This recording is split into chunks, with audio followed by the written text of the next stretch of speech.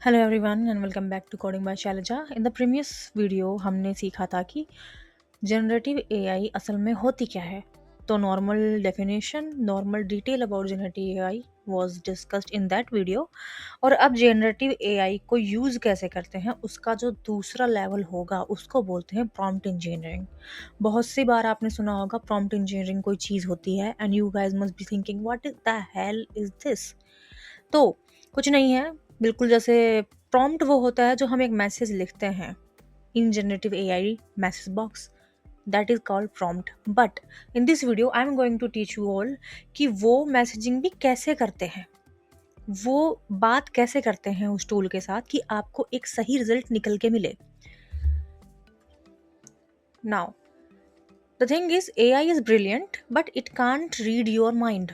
This is the one thing that you should keep in your mind कि आपको पता है कि आपको चाय के बारे में कुछ लिखवाना है। For example, I said right about चाय।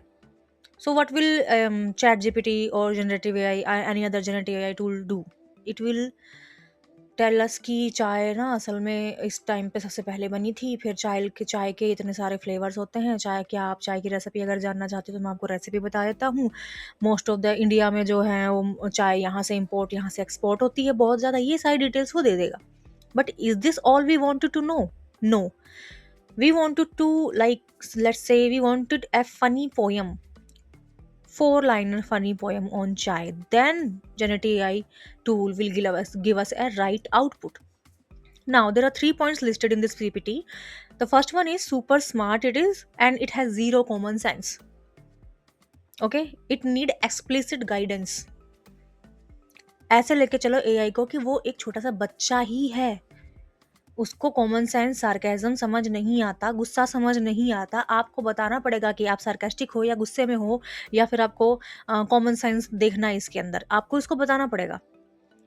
It has no idea what is in your head, what is your goal, और who is your audience. It do not know that, so we will have to tell it that. Okay, vague instruction random output निकाल के देगा। हमने इसको ये बोला right about chai, तो it's a vague instruction, it's not a specific instruction. तो random detail वो निकाल के देगा। ठीक है, स्पेसिफिक इंस्ट्रक्शन क्या होगी?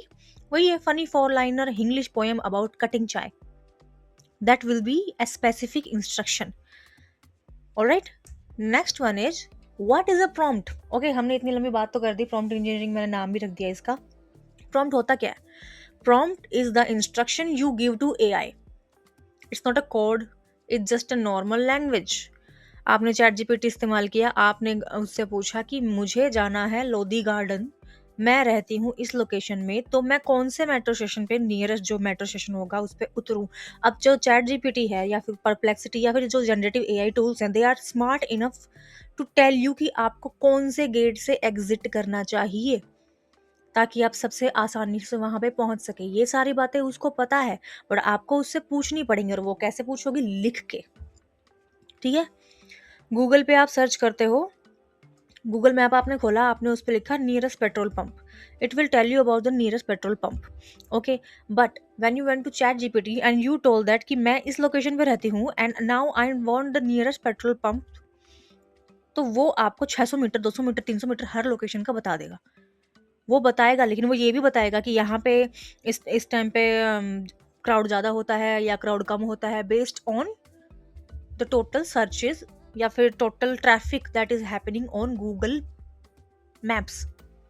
ये लिंक्ड होते हैं सारे के सारे। ठीक है, now the golden formula of A prompt is RTCF।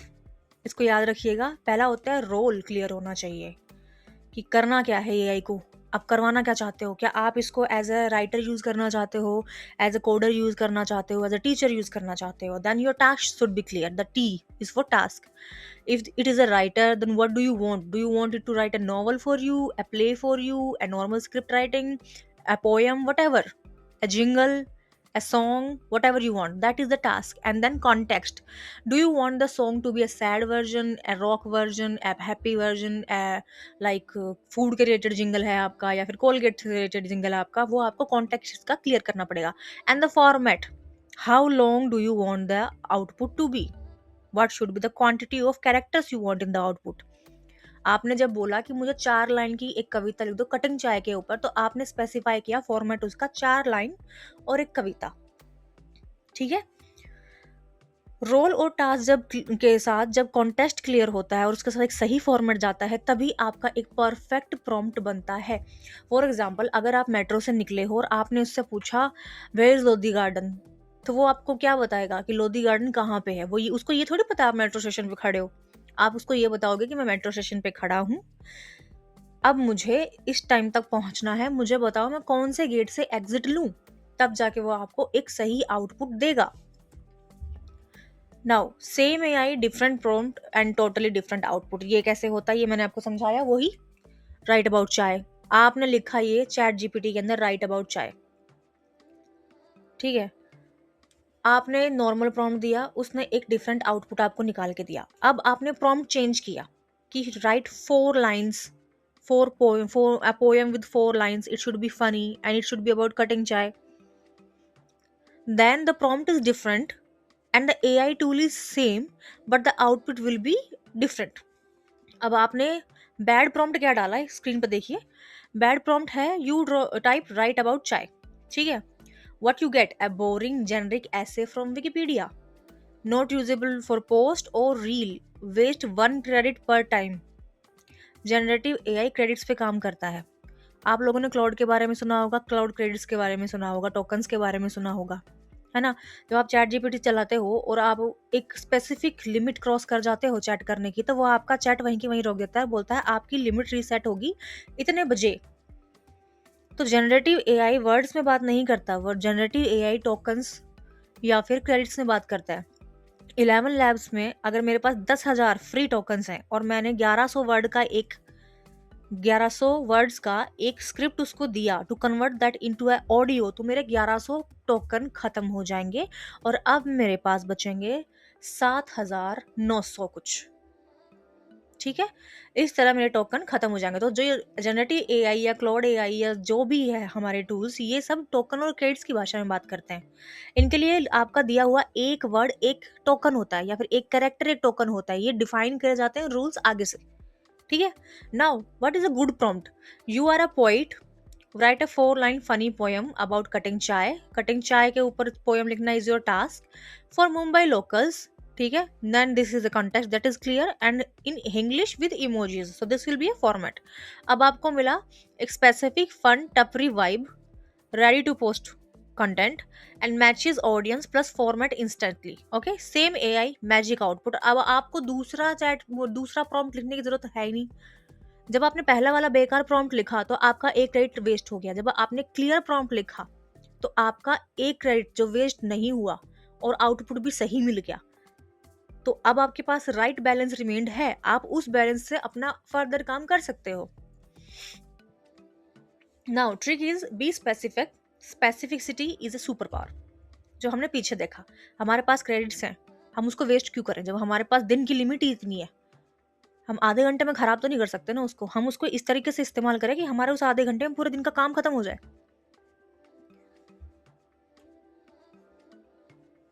Right a 50 word polite leave email to my boss for tomorrow because of fever. तो अब इसमें नंबर्स आ गए हैं, 50 वर्ड का है, 3 पॉइंट है। ऑडियंस कौन है? तुम्हारा बॉस। किस रिगार्डिंग? फॉर योर मॉम, ठीक है ना? फॉर बॉस, फॉर मॉम तो नहीं लिखा हुआ, चलो छोड़ो। पर्पज वाई एंड लेंथ और फॉर्मेट ईमेल या बुलेट्स। ये जो सामने वाला है वो आपसे पूछेगा तब जब आप सही वो नहीं लिखोगे, राइट एन ईमेल वगैरह जैसा कुछ लिखोगे तब।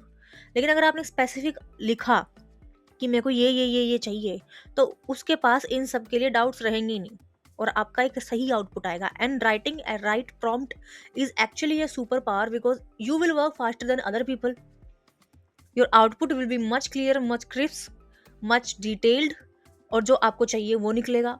आपने एक सही प्रॉम्प्ट लिखना सीख लिया, आपके बगल वाले ने नहीं सीखा, वो आधे घंटे से एक ही चीज पे लगा हुआ है, आपने एक बार में काम खत्म कर दिया, तो आपका तो काम जल्दी हुआ। Now trick 2, give examples and then show the example, don't just tell, okay? मान लो आपके पास ना एक डेली रिपोर्ट आती है but that comes in the form of a like text file, ठीक है। अब आपको उसको कन्वर्ट करना है एक्सेल फाइल में कि एक शेयर का नाम है, शेयर के ऊपर जो आपने आउटपुट देखा है वो कि ऊपर जा रहा है कि नीचे जा रहा है। उसके बाद उस रीडिंग की एक वीडियो बनाई गई है और उसका एक हाइपरलिंक लगाया गया है। ये कुछ चीजें आप एक्सट्रैक्ट करना चाहते हो उस टेक्स्ट फॉर्मेट से, पूरा पूरा पैराग्राफ है, आपने चैट जीपीटी में डाला कि इस फॉर्मेट में आउटपुट निकाल दो। वो 10 बार फेल होगा, एंड में जाके आपको एक सही आउटपुट मिलेगा, until unless you don't know how to write the right prompt। ठीक है। अब आपको सही आउटपुट मिल गया, आपने वो आउटपुट उठा के एक्सेल सीट में डाल दिया। इन फ्यूचर आफ्टर 3 और 4 मंथ्स अगर आपको फिर से सेम चीजें अपडेट करनी है, तो क्या आप फिर से वही चैट ढूंढने जाओगे जिसमें आपने पहले ये किया था? नहीं। आप लोगे स्नैपिंग टूल या फिर आप लोगे उस एक्सेल सीट का स्क्रीनशॉट, वो आप डालोगे उसके अंदर और बोलोगे इस फॉर्मेट में, इस टेक्स्ट फॉर्मेट को कन्वर्ट कर दे। So what did we do? We showed the generative AI tool an example of what we want। ठीक है। अब यहाँ पे कुछ पॉइंट्स लिखे हैं। AI learns faster from example and for long instructions than from long instruction। ठीक है। Give it 2 or 3 samples। This is called few short prompting। आपको बहुत लंबा नहीं लिखना पड़ता। You show the pattern, AI continues it। Don't say be creative because वो सोचेगा कि creative but in invert sense. ठीक है। Now prompt example, write Instagram caption like this, मेरी वाली चाय is greater than your coffee and hashtag Mumbai. दूसरा, cutting chai is equal to full therapy 10 rupees only, now write 3 more for Diwali. अब वो जो समझा उसके बेसिस पे उसने आउटपुट दिया, फेस्टिवल चाय और family is equal to perfect Diwali, ऐसा उसने एग्जाम्पल दिया। Is it a good output? It is a good output. Okay. Result on brand है, रेडी टू पोस्ट है, नो रैंडम ऐसे। बहुत लंबा लंबा उसने नहीं लिखा। अगर आप बस ये कहते हैं इसको कि भैया चाय फैमिली और परफेक्ट दिवाली के ऊपर ना कैप्शन लिख दे, ए बड़ा कैप्शन लिख के देता है। मैं ये एग्जांपल इसलिए दे रही हूँ बिकॉज ये एक्सप्लेन करना ज्यादा इजी है, क्योंकि ये चीजें हम डेली लाइफ में यूज करते हैं। Now trick number 3, set the tone. What emotion do you want? Do you want this to be excited? Do you want this to be a professional person और like a baby? ठीक है। Funny tone, obviously explain Diwali in a funny tone। It will explain Diwali is equal to Diwali cleaning Olympics plus mithai overdose plus बस एक पटाखा और till 2 a.m. lights on diet off। It is funny। Now professional will be Diwali is India's festival for light, symbolizing the triumphs of light over darkness and knowledge over ignorance। ठीक है। Now the thing is like I am 5, मेरे को ऐसा कुछ लिखना है। We light little lamps so the dark gets scared and runs away and we share laddus। It's like some बच्चा और 5 साल का उसने ऐसा कुछ लिखा है, ये उसके हिसाब का आउटपुट है। तो हमारा टोन सही होना चाहिए। अगर मैं इसको बोलूँ कि एंग्री टोन में मुझे इंस्टाग्राम का कैप्शन लिख के दो कि बारिश बहुत हो रही है और पानी भर रहा है हर जगह पे गुड़गांव में और अब हम परेशान हैं, तो वो एंग्री टोन में लिख के देगा। अगर मैं उसको बोलूँ कंसर्निंग टोन में लिख के, तो वो कंसर्निंग टोन में लिख के देगा। फनी में तो वो फनी, सार्केस्टिक में तो वो सार्केस्टिक। लेकिन आपको टोन सेट करनी पड़ेगी if you don't want a prosaic output and if you don't want to waste the credit, because credits are the most important। even if you are having the subscription of these tools, there is still credit limit। trick number 4 and 5, iterate and chain। ठीक है। Don't expect perfect in one go। Think conversation, not one question। Refine and then break big work into small steps। अब ऐसा नहीं है कि हमेशा हमें caption ही चाहिए। हो सकता है कि मुझे एक रिसर्च लिखनी हो पूरी की पूरी 700 पन्नों की, है ना। मैं उसको पहले बोलूँ टूल को कि मुझे इस रिसर्च का इंडेक्स लिख के दे दो, वो मुझे इंडेक्स लिख के दे। अब मैं एक एक पॉइंट को उस पर लिखूं, but I will notice after some point कि अब जो ये टूल है जनरेटिव एआई का, ये आलसी हो गया है। जितना अच्छा रिसर्च इसने पहले वाले पॉइंट के लिए किया था, उतना अच्छा इसने दूसरे के लिए नहीं किया। तो मैं इसको बोलूंगी that you mention these points in the first research section, now you are missing these points in the second one, so I want these to as well. अब आप उसको जब बराबर बार बार वो बोलोगे, तो वो सीखेगा कि आपको ये 2 पॉइंट तो बहुत जरूरी लग रहे हैं, तो ये तो आपको चाहिए। ठीक है। तो जो बड़े काम होते हैं उनको आप सिंगल प्रॉम्प्ट में नहीं कर सकते, आप पहले आइटरेट करोगे और फिर उस कन्वर्सेशन की चैन कंटिन्यू करोगे। See there is a limitation in chat GPT, there is a limitation in Perplexity as well, Claude AI as well, may be in Gemini, या it is in Gemini, but Meta AI I haven't noticed any limitation till now, but I will Google about it as well। लेकिन मैंने इसकी help से 600 पन्नों का research continue किया है और कोई भी ऐसा इशू नहीं आया। हाँ, ऐसा होता है कि इसका जो आउटपुट होता है वो बेकार आने लग जाता है जब हम इसको कंटिन्यू यूज करते हैं। तो आपको अपने इंस्ट्रक्शंस क्लियर रखने पड़ेंगे, ठीक है। First draft will be okay, your follow up will be, देखो आपने किसी चीज के बारे में बोला कि राइट अबाउट दिवाली, उसने ए बड़ा पैराग्राफ लिख दिया, ठीक है। Now you are not happy with that, you will say make it shorter, ठीक है। अब उसने छोटा कर दिया, अब आपने उसको बोला ठीक है छोटा तो ठीक है, लेकिन ये जो 2 लाइन है ना इनको और कट कर दे, ठीक है। मोर इमोशन डाल दे, इंग्लिश में लिख दे, नाउ एक मेक इट फॉर माई मोम, एज इफ मैं अपनी माँ के लिए लिखता हूँ ये, ठीक है। उसके बाद चेन इसलिए बोला गया कि आप बड़े बड़े टास्क को तोड़ तोड़ के करो। मैंने क्या किया, पहले मैंने बोला दिवाली के बारे में लिखो, फिर मैंने बोला छोटा कर दो उसको, फिर मैंने बोला कि उसको इंग्लिश में कर दो, फिर मैंने इसको बोला कि मेरी माँ के लिए लिख दो। अब मैंने बड़ा टास्क छोटे में लिख दिया, ठीक है। अब दूसरा है कि आइडिया है आपके पास वीडियो का, आपके पास वीडियो का आइडिया है, मेरे को वीडियो का आइडिया बनाना है कि मान लो मुझे लिखना है about the archaeological department of India, ठीक है, ये मेरा आइडिया है। अब मैं उसको बोलूंगी देखो मुझे आर्कियोलॉजिकल के बारे में पूरा एक वीडियो बनानी है, तो ये मेरा आइडिया है, and do you think there should be any more refined idea that can be presented. तब वो मुझे एक अपना आउटपुट देगा, उनमें से अगर मुझे कुछ भी अच्छा लगा तो मैं उसको सिलेक्ट करूंगी और फिर मैं उसको बोलूंगी मेरी वीडियो के लिए स्क्रिप्ट तैयार कर दे, फिर वो स्क्रिप्ट तैयार कर देगा।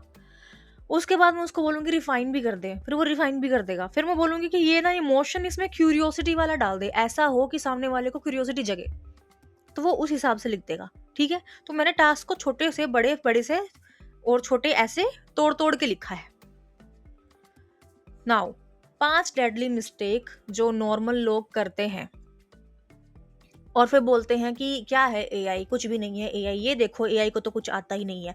सबसे पहली बात, टू वोग नहीं होना है। Right something good, how will it know what type of good you mean.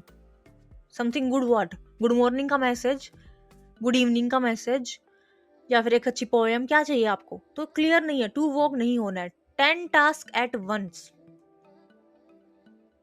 Right translate design, ये हो जाएगा कंफ्यूज, क्योंकि ये है बच्चा। सच बताऊं एआई आपके टाइम में बच्चा है, आपने सीख लिया तो बहुत अच्छी बात है, नहीं सीख पाए तो आपको वो अडल्टहुड में मिलेगा, फिर उसको समझना मुश्किल हो जाएगा।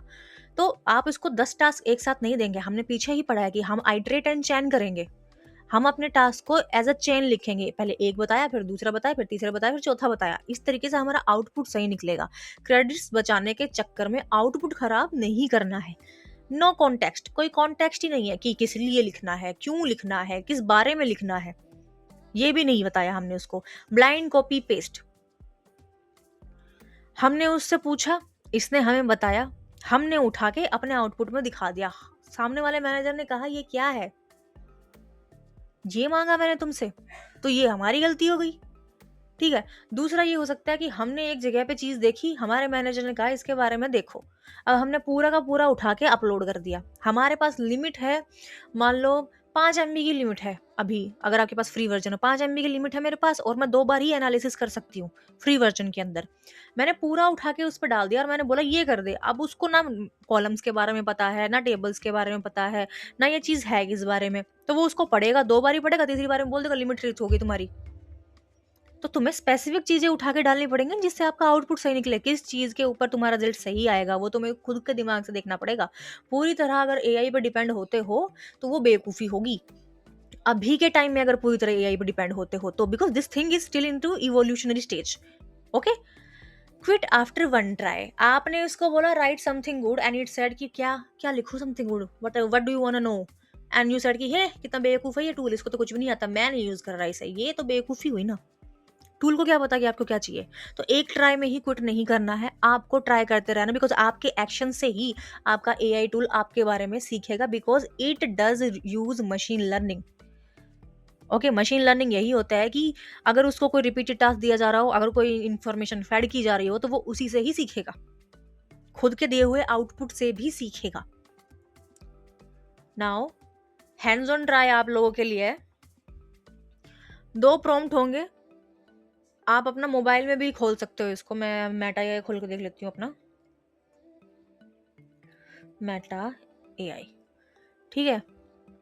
अब मैंने इसको लिखना है give me a recipe, 1 second, give me a recipe,